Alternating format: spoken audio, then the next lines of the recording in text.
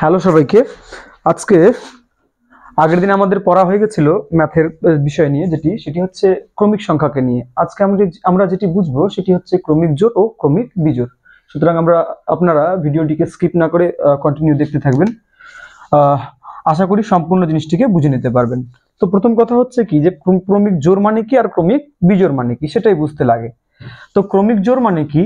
ক্রমিক মানে অবশ্যই ক্রমে, অর্থাৎ পরপর বসবে এরকম জোড় সংখ্যাকে আমরা ক্রমিক জোড় বলবো। আচ্ছা, জোড় কোনগুলোকে বলা হয়? জোড় মানে সেই সংখ্যাগুলোকেই বলবো যে সংখ্যাগুলোকে দুইজনকে ভাগ করে দিতে পারি, মানে কি 2 দিয়ে ভাগ করতে পারি। যেরকম ধরে নিন 14কে 2 দিয়ে ভাগ করা যায় কিনা? যায়। 16কে 2 দিয়ে ভাগ করা যায়, 18কে 2 দিয়ে ভাগ করা যায়। অর্থাৎ এই সংখ্যাগুলোকে আমরা জোড় সংখ্যা বলবো। আর তার সঙ্গে ক্রমিক কথাটি যেহেতু সামনে আছে, ক্রমিক মানে পরপর, এর মানে 14র পরে কোন সংখ্যাটা জোড় হতে পারে? 16। 16র পরে কোন সংখ্যাটা জোড় হতে পারে? 18। তো এই সংখ্যাগুলোকে আমরা কি বলবো? ক্রমিক জোড় সংখ্যা। এর মানে 18-এর পর 20 হবে না? কন্টিনিউ আপনারা করতে থাকবেন। এবারে ধরে নিন আপনাকে যখন একাডেমিকে বলবে কিনা, অর্থাৎ স্কুলের অনুসারে যখন বলবে কিনা, তখন দেখবেন প্রথম একটা সংখ্যা ধরে নিতেন আপনারা কত? এক্স। স্কুলের ক্ষেত্রে কত ধরে নিতেন? এক্স। আর পরে যে সংখ্যাটা আছে সেই সংখ্যাটাকে অবশ্যই ক্রমিক জোড় যেহেতু, তাহলে 2 গ্যাপ বড় বড় হবে, 2 গ্যাপ গ্যাপ করে হবে। তাহলে প্রথম সংখ্যাটা যদি এক্স হয়, তারপরের সংখ্যাটা কত হবে?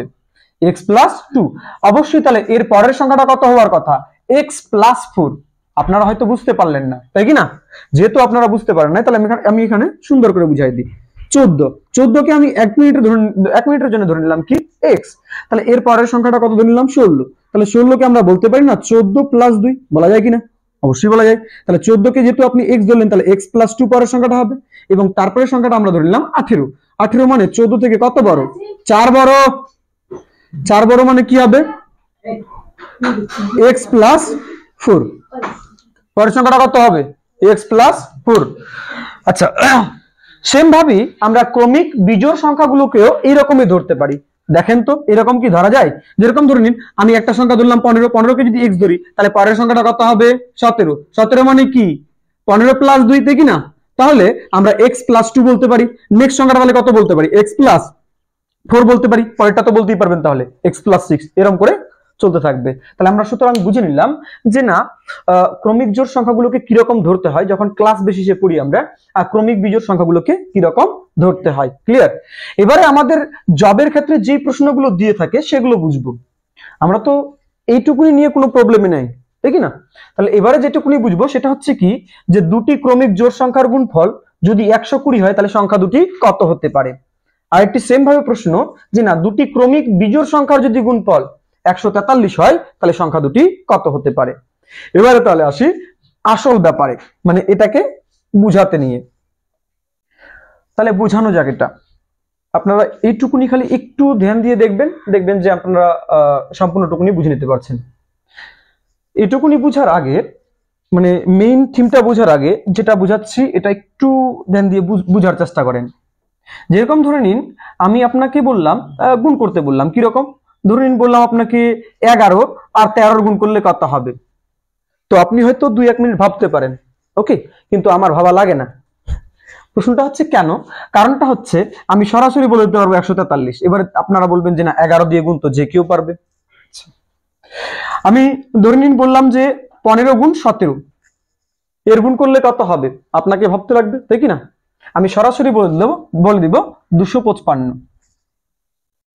এবারে প্রশ্নটা হচ্ছে কেন? যদি এই কেনটা বুঝে নিতে পারি কিনা, দেখবেন এই যে ক্রমিক জোড় আর ক্রমিক বিজোড়ের গুণফলের যে অঙ্কগুলো ছিল এগুলো নিমিশে শেষ করে দিতে পারি। বুঝেন, একটু ধ্যান দিবেন খালি। আমরা একটা সূত্র জানি কি, a square minus b square সূত্র, আমাদের সবার জানা হয়তো। এবারে যেহেতু আমি বীজগণিতে এখনো ঢুকি না, এখনো পর্যন্ত কিন্তু সংখ্যারই খেলা খেলছি, সুতরাং আমি কিন্তু ঢুকি নাই। যেদিন ঢুকবো কিনা তো এর মেইন জিনিসটাকে বুঝাই দিব। তাহলে এর মেইন সূত্রটা কি? একবার প্লাস করতে হয়, আরেকবার মাইনাস করতে হয়, তাই কি না? তো সেম আমরা এইখানে এই জিনিসটাকে ব্যবহার করব, দেখবেন। আচ্ছা, এই যে 15 আর 17 গুণ আছে, আমরা এরকম করেও তো লিখতে পারি 17 গুণ 15, সমস্যা নাই, তাই কি না? আচ্ছা, এবারে ভাবেন তো এই 17কে কি আমরা লিখতে পারি 16 যোগ 1? 16 আর 1 এর যোগ করলে কত হয়? 17 ইনটু 15কে লিখতে পারি 16 বিয়োগ 1, লেখা যায় কিনা? কারণ 16 থেকে 1 বাদ দিলে 15 হয়, আর 16 এর সঙ্গে 1 যোগ করলে আবার কি হয়ে যায়? 17 হয়ে যায়। তাহলে দেখেন তো এই নিয়মটার মতো অনেকটা পারে কিনা? তো যেহেতু এই নিয়মটার মধ্যে পড়ে, আমরা এখানে এ কে এ হিসাবে কাকে তুলনা করতে পারি? 16 কে। আর বি হিসাবে কাকে তুলনা করতে পারি? 1 কে। তাহলে দেখেন তো এর মেইন সূত্রটা কি দাঁড়ায় যাবে? a square minus B square, a square minus B square. এখানে a মানে কত? 16, তাহলে 16 এর স্কয়ার মাইনাস 1, 16 এর স্কয়ার মাইনাস 1 এর স্কয়ার। 16 এর স্কয়ার কত হয়?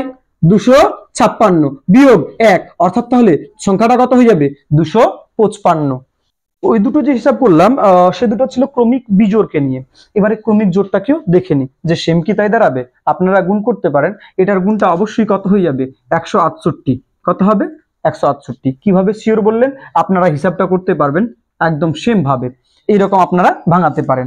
তাহলে এটা আমরা কি বলতে পারি যে না এর মাঝে কত আছে, বা 14 আর 12 এর মাঝে কত? 13 কিনা। তাহলে এটা সরাসরি আমরা কি বলবো? 13 স্কয়ার মাইনাস 1 হবে। 100% কত অ্যান্সারটা হবে? 13 স্কয়ার মাইনাস 1, তাই কিনা? 13 স্কয়ার মানে কত হয়? 169, আর মাইনাস 1 এর মানে 168। ক্লিয়ার বিষয়টা? তাহলে 12 আর 14 যদি গুণ করি অ্যান্সারটা কত আসে? 168, তাই কিনা? এবারে আমরা প্রশ্নের দিকে যাব যে না এটা তো থাকবে না আর, ঠিক তাই কিনা? অ্যান্সার তো দেওয়া থাকবে না। তো প্রশ্ন থেকে আমরা কিভাবে এই মানগুলোকে বের করতে পারি এবং কিভাবে দুটি ক্রমিক জোড় আর ক্রমিক বিজোড়কে বের করতে পারি, আমি প্রথমে যে প্রশ্নটা দিয়েছিলাম সেটা লেখার চেষ্টা করি। দুটি ক্রমিক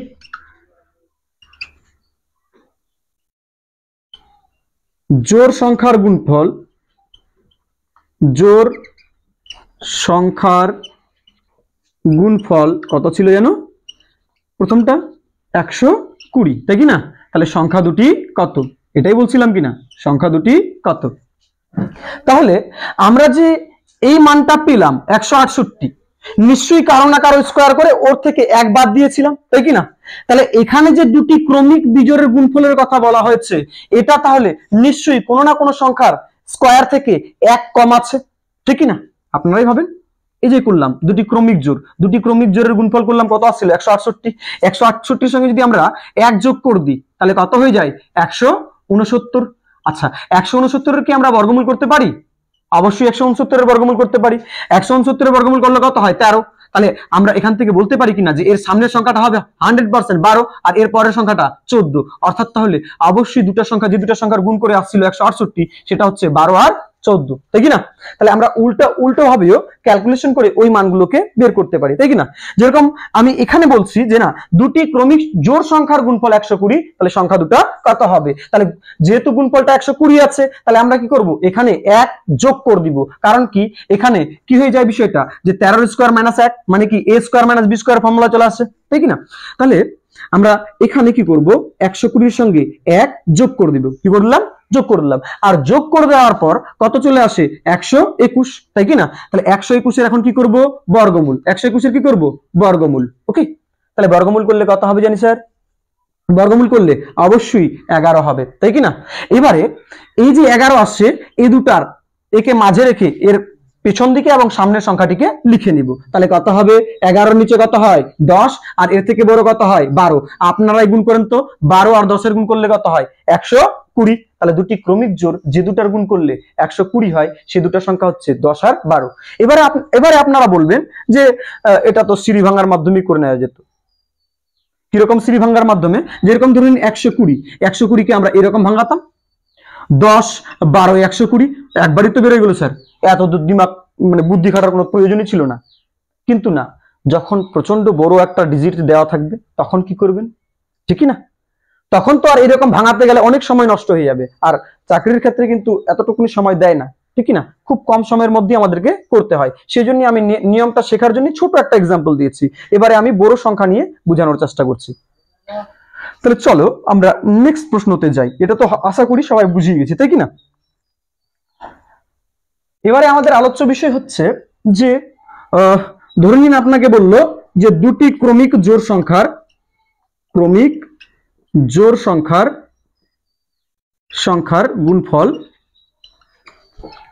গুণফলটা আমাদেরকে বলল 59 28।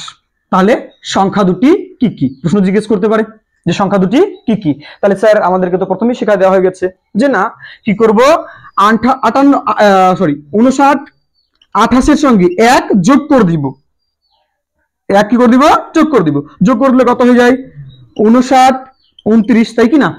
এবার এর কি করব, বর্গমূল। কি করব, বর্গমূল। বর্গমূল করা যাবে না? অবশ্যই করা যাবে। বর্গমূল করার নিয়মটা কিন্তু আপনাদের শেখানো হয়ে গেছে। আপনারা যদি ওই ভিডিওটি পেতে চান তাহলে এর ডেসক্রিপশন বক্সে দেখবেন, পেয়ে যাবেন। তো ওটা বুঝে নিলে কি না আমাদের সমস্যা হয় না এটা। তাহলে 9 কোন সময় আসতে পারে? একটা হচ্ছে কি, যখন এককের ঘরে 3 থাকতে পারে, বা যখন এককের ঘরে 7 থাকতে পারে। 3 3 9, 7 7 49 9, তাহলে 2 ঘরের কাজ হয়ে যায়, তাই কি না? এবারে সামনের যে 2 ঘর আছে এর ক্ষেত্রে কিভাবে বের করব? তাহলে এর নিয়ারলি স্কয়ার দেখব। এর নিয়ারলি স্কয়ার মানে এর ছোট সব থেকে বড় স্কয়ার ধরে নিন। 7 7 49, 8 64, এর মানে 100% এখানে কত হবে, 7 হবে। এবারে 7 কে নিব না 3 কে নিব, এটা বোঝানো হয়ে গেছিল যে না 7 এর সঙ্গে 8 এর গুণ করব। 7 8 56, নিশ্চয়ই এর তুলনায় এই মানটি বড়, ঠিক না? যেহেতু এর তুলনায় এই মানটি বড়, তাহলে এখান থেকে বড় মানটিকে পুট করে নিব। এর মানে 100% এটা কার স্কয়ার, 77 এর স্কয়ার। কার স্কয়ার ছিল, 77 এর স্কয়ার। এবার দেখেন তো 77 এর সামনের সংখ্যা কত, 76। 77 এর পরের সংখ্যা কত, 78। এর মানে 100% 76 আর 78 এর গুণ করলে কোন সংখ্যাটি আসে, 59 28। অর্থাৎ তাহলে আমরা বের করতে পেরে নিলাম। এবারে আমার বোঝানোর জন্য এতটুকুনি টাইম লাগছে, এর মানে আপনারা যখন এই নিয়মটিকে সম্পূর্ণ বুঝে নেবেন দেখবেন 15 সেকেন্ডও টাইম লাগে না, তাই কি না? এবারে আসি আমরা আরেকটি নেক্সট এক্সাম্পল নিয়ে। ওই এক্সাম্পলটি যদি আমরা বুঝে নিই তাহলে আশা করি আমাদের বোঝা কমপ্লিট হয়ে গেছে, এটা বুঝে নিব। এবারে আমি একটা এক্সাম্পল দিই যে দুটি ক্রমিক বিজোড় সংখ্যার গুণফল, ধরে নিন আপনাকে বলে দিল 70 55, তাহলে সংখ্যা দুটি কত? ওকে, সংখ্যা দুটি কত জিজ্ঞেস করতে পারে। তাহলে এটার আমরা অ্যান্সার কিভাবে করব? একদম সিম্পল। আচ্ছা, দুটি ক্রমিক সংখ্যার গুণফল বের করতে বলছে, তো আমরা একটু আগে এই বিষয়টাকে এখানে বুঝে নিয়েছি, তাই কি না? তাহলে যেটা মানটা দেওয়া থাকবে ওটার সঙ্গে 1 যোগ করে দিব। তাহলে 70 55 সঙ্গে 1 যদি আমরা যোগ করে দিই তাহলে কত হয়ে যায়, 70 56। এবারে স্যার 70 56 কি করব, আমরা বর্গমূল করব। 70 56 বর্গমূল করব। বর্গমূল করলে দেখি তো কি কি মান পেতে পারি। 6 কোন সময় এককের ঘরে আসতে পারে, একটা যখন 4 হতে পারে এককের ঘরে, আবার একটা যখন 6 হতে পারে। এবার 2 ঘরের কাজ এখান থেকে হয়ে যায়, তারপর 70 পড়ে থাকে। তাহলে 70 এর নিচে সব থেকে বড় স্কয়ার কোনটা, 8 8 64, 9 9 81, অবশ্যই তাহলে এখানে 8 হবে। এবারে প্রশ্ন হচ্ছে 6 হবে এককের ঘরে না 4 হবে? তাহলে এটার জন্য তো বলা হয়েছিল যে 8 এর সঙ্গে 9 এর গুণ করব। 8 9 72। দেখেন তো 72 থেকে 70 ছোট কিনা? যেহেতু 72 থেকে 70 ছোট, তাহলে ছোটটাকে তুলে নিব। এর মানে কত হয়ে যায়, 84। তাহলে বর্গমূলটা কত পেয়ে গেলাম, 84। এর মানে দুটি যে ক্রমিক বিজোড় সংখ্যা ছিল সেই দুটি ক্রমিক বিজোড় সংখ্যা তাহলে কি কি হতে পারে, এর নিয়ারলি, এর ছোটটা আর এর বড়টা। অর্থাৎ তাহলে 83 আর এদিকে 85 যদি আমরা গুণ করি, দেখেন তো 5 3 15 চলে আসে কিনা? তাহলে 83 আর 85 গুণ করলে আমাদের কত মানটা আসবে, 70 55। অর্থাৎ সংখ্যা দুটি হবে, ক্রমিক বিজোড় সংখ্যা দুটি হবে, ক্রমিক বিজোড় সংখ্যা দুটি হবে কি,